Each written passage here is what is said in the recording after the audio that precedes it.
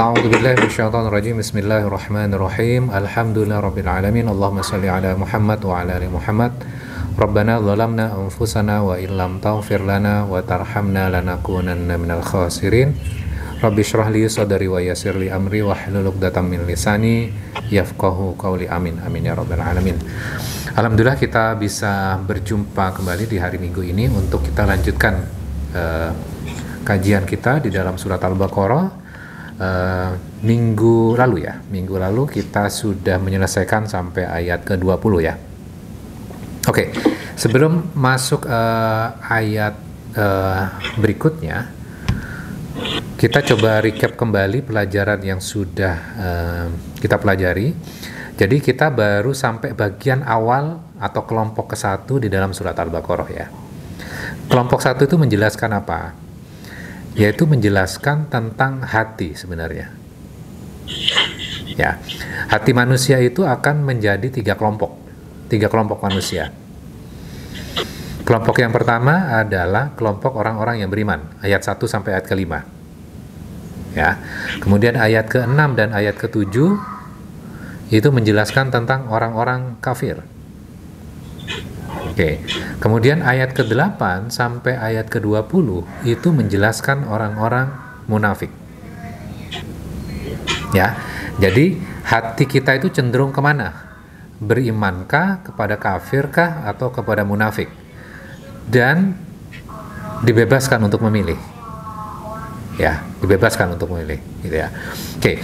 Nah, sekarang ketika sudah dijelaskan tiga kelompok manusia yang memilih tiga bagian tadi, maka ayat 21 itu merupakan sebuah panggilan. Panggilannya kepada siapa? Nah, kita lanjutkan ya. A'udzubillahi minasyaitonirrajim. Bismillahirrahmanirrahim. Ya ayuhan nas, wahai manusia. Jadi yang disapa adalah bukan hanya orang Islam saja, bukan hanya Muslim saja, tapi yang disapa siapa? Seluruh manusia. Seluruh manusia. Karena Al-Quran itu bukan hanya untuk Muslim, tapi seluruh umat manusia.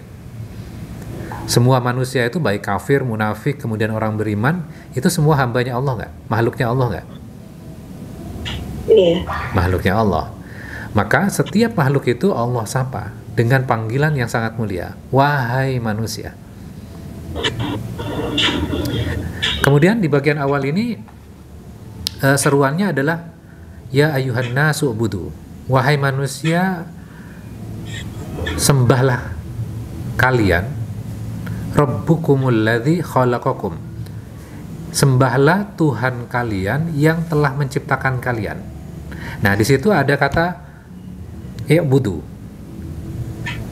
Ya, itu maknanya sebenarnya adalah menyembah sekaligus menjadi seorang hamba. Ya, beribadah sekaligus menjadi seorang hamba. Seorang hamba itu kan karakternya merendah ya, bukan meninggi. Ya, jadi ketika berhadapan dengan Allah, berikrar bahwa kita menyembah dan menjadi hambanya Allah. Namanya hamba itu punya choice nggak sih sebenarnya? Enggak. Tidak. Ya. Maka ketika kita menghamba kepada Allah, maka kita akan mengikuti semua rule-nya, aturannya kita akan mengikuti semuanya ya. Tidak ada pilihan. Siapa yang akan disembah? Rabbukumul ladzi khalaqakum. Tuhan kalian yang telah menciptakan kalian. Nah, ini menjelaskan konsep sebenarnya. Konsep apa? Bahwa yang namanya Tuhan itu yang harus mampu menciptakan. Kalau ada Tuhan yang tidak bisa menciptakan, maka gugurlah definisi sebagai Tuhannya. Ya. Oke, kemudian walladzina min qablikum la'allakum tattaqun. Dan yang telah menciptakan sebelum kalian. Jadi kalau ada Tuhan lahir misalnya tahun 2020, ya, maka dia belum menciptakan makhluk sebelumnya kan? Maka gugurlah dia sebagai Tuhan. Jadi bukan Tuhan berarti kalau seperti itu. Ya. Jadi kalau ada Tuhan lahir pada periode tertentu gitu loh, maka jelas bahwa dia bukan Tuhan. Oke. La'allakum tattaqun, agar kalian bertakwa. Nah, ini nyambung lagi di bagian awal tadi ya. Di bagian awal di dalam surat Al-Baqarah itu dijelaskan bahwa Al-Quran itu yang di dalamnya tidak ada keraguan. Silakan dibuka ayat kedua tuh. Yang tidak ada keraguan di dalamnya merupakan petunjuk untuk orang-orang yang bertakwa. Kemudian habis itu di ayat 21 dipanggillah manusia untuk menjadi hambanya Allah, ya, supaya apa? Supaya menjadi hamba yang bertakwa. Jadi takwa itu apa? Menjadi hambanya Allah kan? Artinya bahwa menyerahkan semua aturan yang akan diberikan dan akan melaksanakan itu. Tidak memiliki pilihan. Ya, sampai di situ jelas? Kemudian dijelaskan kembali itu, alladzi ja'ala lakumul arda firasyan was samaa'a binaa'a. Tuhan yang menjadikan untuk kalian di bumi menjadi sebuah hamparan. Was samaa'a binaa'a. Kemudian langit itu menjadi sebuah bangunan ya. Jadi buminya dihamparkan, langitnya menjadi sebuah pelindung. Sama kalau kita punya rumah ya. Di bawahnya kan datar, di atapnya sebagai langitnya. Ya, dari bawah melindungi, kemudian dari atas juga melindungi ya. Nah, Allah memberikan sebuah hamparan kepada diri kita. Bumi itu Allah hamparkan, walaupun bentuk bumi kan tidak datar ya. Tapi kita merasa bahwa di bagian bumi kita itu semuanya datar, sehingga apa? Aman buat kita. Bayangkan kalau misalnya kita bentuknya bulat misalnya, kan repot kita ya. Maka Allah di situ menjelaskan bahwa Allah menjadikan untuk kalian itu bumi sebagai hamparan dan langit sebagai bangunan. Wa anzala minas samaa'i ma'an fa akhraja bihi minats thamarati rizqan lakum. Dan menurunkan dari langit air, lalu mengeluarkan dengannya beberapa buah-buahan menjadi rezeki untuk kalian. Masih ingat gak pelajaran minggu lalu bahwa Allah memberikan sebuah perumpamaan ya, di mana di perumpamaan itu di bumi yang orang menyalakan api kemudian Allah gelapkan, padahal api itu sudah mengelilingi dia ya. Orang lain merasakan terang tapi dia sendiri merasakan kegelapan. Kemudian habis itu diberikan contoh yang hujan dari langit yang disertai petir gelap. Masih ingat? Nah, sekarang Allah memberikan perumpamaan ini sekarang buat kita gitu ya. Yaitu Allah menjadikan dari langit. Langitnya Allah kuatkan. Kemudian buminya juga Allah hamparkan. Kemudian diturunkan dari langit itu rahmat, hujan. Kemudian dari hujan itu menumbuhkan apa? Tanaman, kemudian menghasilkan buah-buahan. Buah-buahan untuk siapa? Untuk manusia. Untuk manusia. Jadi panggilan pertama kali ayat 21 dan ayat 22 itu mengajak manusia untuk berpikir nggak? Ya, artinya apa? Untuk menemukan Tuhan itu memang harus berpikir. Berpikir bagaimana langit, bagaimana bumi, kemudian dari langit diturunkan air hujan, kemudian tiba-tiba bisa menghidupkan tanaman dan menghasilkan buah-buahan. Itu ayat-ayat Allah nggak? Ayat-ayat Allah. Kira-kira ada nggak di bagian bumi yang tidak ada langit dan tidak ada buminya? Nggak ada. Ada nggak di bagian bumi yang Allah tidak turunkan air hujan? Nggak ada. Sekering-keringnya sebuah daerah pasti pernah hujan. Benar ya? Oke. Berarti ada nggak sebuah daerah yang tidak turun ayat-ayat Allah? Tidak ada ya? Pasti diturunkan. Nah, artinya apa? Ketika manusia itu berpikir, memperhatikan alam semesta, berarti mengaji kan itu sebenarnya. Mengaji ayat-ayat Allah melalui ciptaannya, pasti bertemu dengan Allah nggak? Pasti bertemu kan?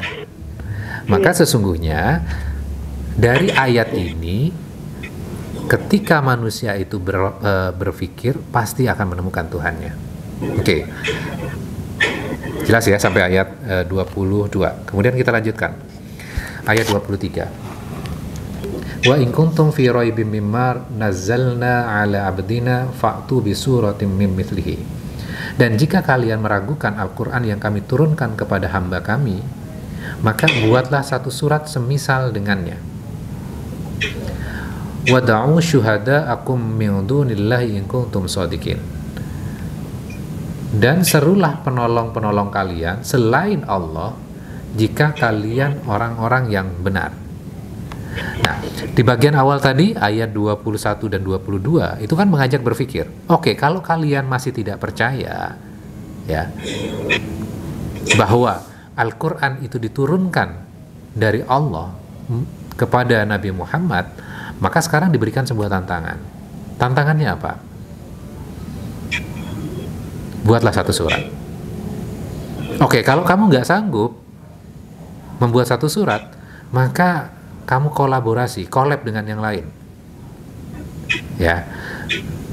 Gabunglah dengan orang-orang yang pintar yang kamu anggap sebagai penolong itu. Ayat 24. Fa illam taf'alu wa lam taf'alu fattaqun nar. Maka jika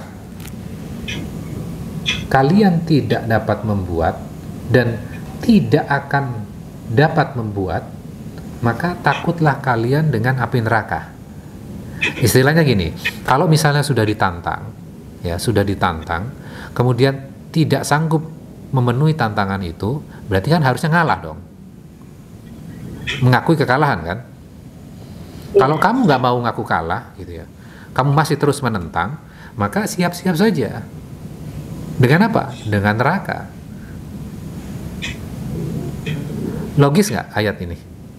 Kronologisnya logis ya. Jadi kalau diajak berpikir, kemudian diajak berpikir mereka juga masih menolak, gitu ya. Kemudian, oke, kalau kamu menolak, oke, ditantang, oke, buatlah satu ayat, dan bukan hanya kamu saja, ajak penolong-penolong kamu collab dengan yang lain. Kalau nggak sanggup, harusnya kamu nyerah dong. Kalau kamu nggak nyerah, maka siap-siap dengan api neraka. Allati waquduhan nasu wal hijarah, yang bahan bakarnya itu manusia dan batu.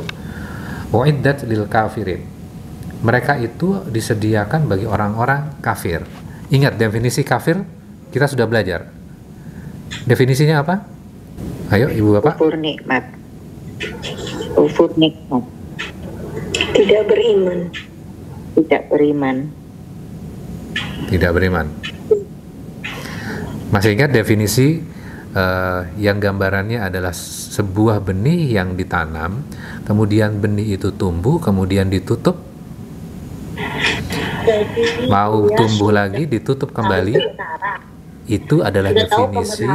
Namun pemahamannya ditutup lagi oleh keegoisan dan kedengkian. Ya, benar. Jadi orang kafir itu adalah orang yang tahu kebenaran, kemudian kebenaran itu sudah muncul, kemudian ditutup dengan berbagai rasa yang dimiliki dia, kedengkian, kesombongan, dan segala macamnya. Akhirnya kebenaran itu ketutup, kemudian kebenaran itu muncul lagi, dia tutup kembali. Terus seperti itu. Maka itu definisi orang kafir.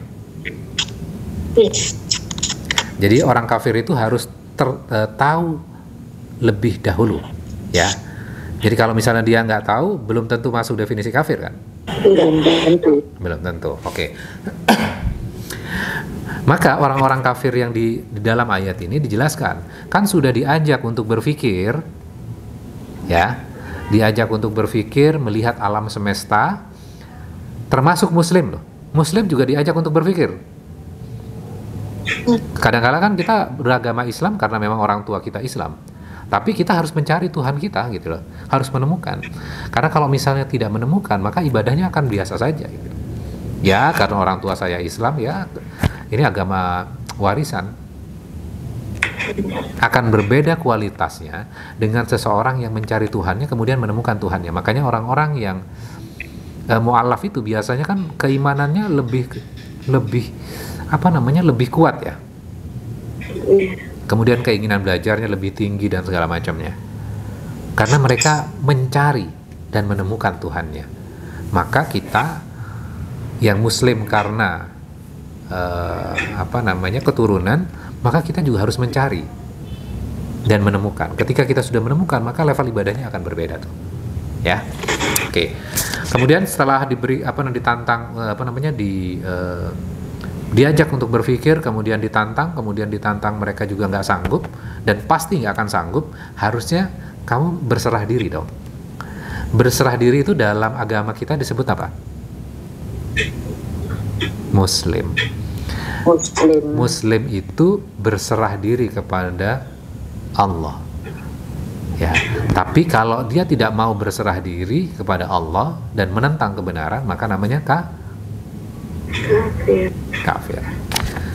Oke, kita lanjutkan sekarang.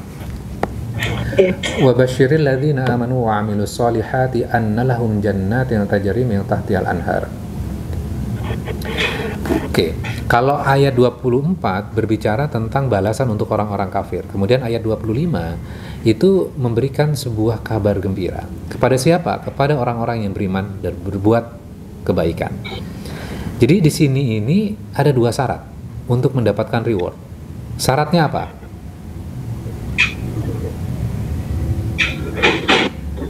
Amanu, ya, beriman, wa amilus solihat, beriman dan beramal soleh. Ya. Nah sekarang kalau kita lihat, apa sih amal solehnya? Kira-kira apa amal solehnya? Oke, saya kasih ini dulu ya, clue-nya dulu. Kita harus lihat bagian ayat-ayat sebelumnya. Kira-kira apa? Perhatikan tuh ayat 1 sampai ayat kelima. Di situ ayat 1 sampai ayat kelima ada amal soleh nggak? Ada. Apa? Sholat, zakat. Ya. Infakkan sebagian rizki. Ya. Alladzina yu'minuna bil ghaib wa yuqimunas shalah. Wa yuqimunas shalah dan wa mimma razaqnahum yunfikun. Itu amal solehnya tuh. Jadi beriman kepada yang gaib, tadi kan iman tuh, berarti kan? Kemudian amal solehnya adalah wa yuqimunas shalah, mendirikan sholat. Itu amal soleh ya? Kemudian habis itu wa razaqnahum yunfikun. Jadi itu harus dilaksanakan dua-duanya. Maka setelah melaksanakan itu, berikutnya apa? Anna lahum, sesungguhnya bagi mereka jannatin tajri min tahtihal anhar. Bagi mereka itu sungai-sungai yang mengalir di bawahnya, surga yang di bawahnya mengalir sungai-sungai. Bayangkan gini ya, kenapa kok diberikan gambaran seperti ini ya? Logikanya gini sederhananya ya. Ketika kita tidak punya bayangan, kita tidak punya visualisasi, maka akan sulit kan kita membayangkan sesuatu, benar nggak? Ya, nah sekarang kita lihat pada zaman kita sekarang ya. Kalau kita ke puncak, kemudian ke hotel yang sangat mewah gitu ya, biasanya tempatnya lokasinya di mana? Di sebuah pegunungan, kemudian di pegunungan itu di bawahnya gemericik sungai-sungai itu, air ya. Nah, biasanya lokasi kamar yang seperti ini atau hotel seperti ini biayanya mahal nggak? Mahal.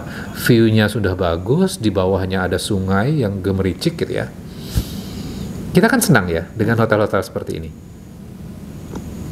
Oke, orang-orang yang memiliki uang cenderung untuk menginap di hotel-hotel seperti ini. Artinya apa? Kecenderungan manusia sesungguhnya kepada tempat-tempat yang memberikan kenikmatan dan kesejukan seperti ini. Benar nggak? Artinya apa? Bahwa manusia itu sebenarnya cenderung untuk memilih kepada surga. Itu loh gambaran surga. Maka Allah memberikan visualisasi itu. Surga itu kan taman ya. Jannah. Iya. Banyak pohon-pohonannya. Kalau kita bayangkan di puncak kan banyak pohon-pohonannya. Ya. Sejuk tempatnya, kemudian di bawahnya ada sungai dan airnya sangat sejuk sekali. Diberikan gambaran itu loh. Jadi ternyata kita hidup saja cenderungnya menuju sebenarnya jannah. Benar nggak? Iya. Maka Iya, betul. manusia, kamu akan diberikan jannah itu nantinya di surga. Oke, jelas? Oke. Insya Allah. Kullama ruziku minha min thamaratir rizqa. Dan setiap kali mereka diberikan rezeki dari beberapa buah-buahan yang ada di surga itu, qalu, mereka berkata, hadzal ladzi ruzikna. Ini seperti yang direzekikan kepada kami min qabl, sebelumnya. Oh, seperti kayaknya ini yang seperti di dunia ya. Wa utubihi mutasyabiha, dan mereka telah diberi dengannya yang serupa. Hanya serupa saja. Rasanya beda, bentuknya beda, manisnya beda, dan segala macamnya beda. Ya. Cuman kan kalau kita kadang-kadang kan gini ya, supaya gampang aja ya. Kadang-kadang kita tinggal di sebuah daerah, kemudian kita ke luar negeri, kemudian ada buah atau makanan, loh ini kayak bentuknya kayak di kampung kita ya. Biasanya kan kita ngomong seperti itu, bener nggak? Iya. Iya. Padahal bentuknya beda, rasanya beda, tapi kita ini kayaknya mirip ya, kan gitu tuh kadang-kadang. Maka di dalam surga pun seperti itu. Kayaknya dulu kita pernah ya, oh ini kayak yang dulu buah apa gitu ya, buah delima. Bayangannya seperti itu ya. Iya. Jadi Allah itu memberikan sebuah ayat-ayat di dalam Al-Quran itu kita bisa relate ya, karena Al-Quran sesungguhnya Al-Quran itu dibuat mudah oleh Allah. Ya, oke, kita lanjutkan. Walahum, dan bagi mereka fiha, di dalamnya azwaj, pasangan-pasangan, mutahharatun wahum fiha khalidun, yang suci, pasangan yang suci, dan mereka di dalamnya khalidun, kekal. Kekal. Ya, kalau di dunia itu kan nggak ada yang kekal, bener nggak? Benar. Ya, handphone aja yang kita beli saat ini bagus luar biasa, tapi 2 tahun kemudian bagus nggak? Enggak. Tidak.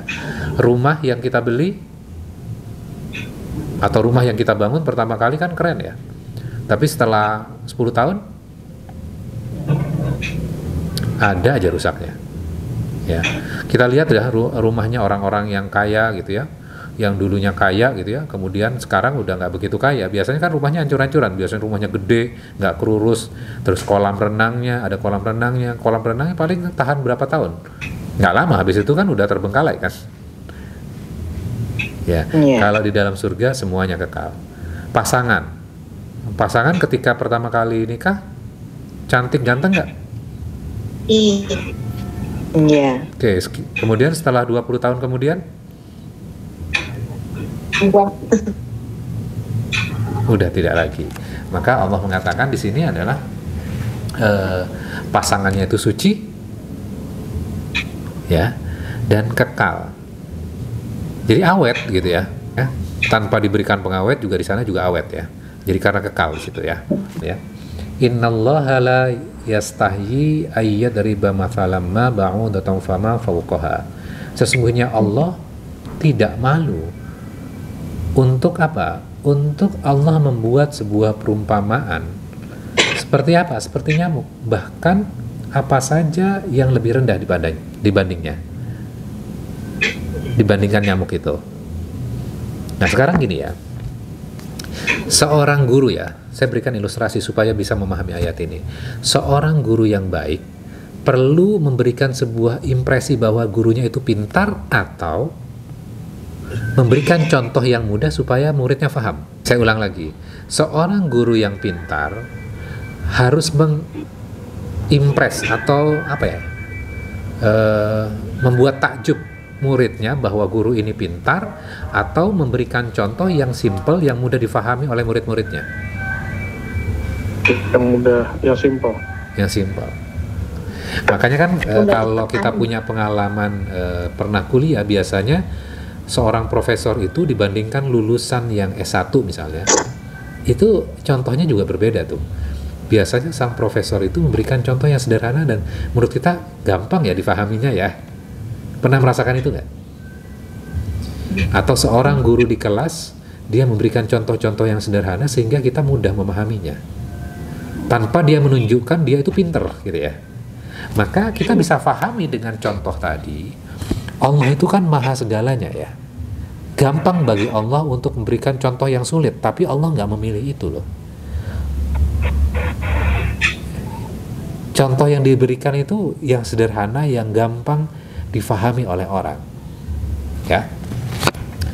Allah memberikan sebuah perumpamaan di sini, ya diberikan contohnya itu dengan nyamuk gitu ya. Fa'ammal ladzina amanu, adapun untuk orang-orang yang beriman, faya'lamuna annahul haqqu mir rabbihim. Bagi orang-orang yang beriman, maka mereka mengetahui sesungguhnya kebenaran itu berasal dari Tuhan mereka dengan contoh-contoh yang Allah buat itu. Ya. Tapi buat orang-orang yang tidak mau percaya, maka ngapain sih Allah memberikan contoh nyamuk? Kayaknya nggak keren deh. Kan selalu seperti itu argumentasinya kan. Masa Allah berikan contoh nyamuk? Ya. Wa ammal ladzina kafaru, dan adapun orang-orang kafir, fayaquluna madza aradallahu bihadza mathala.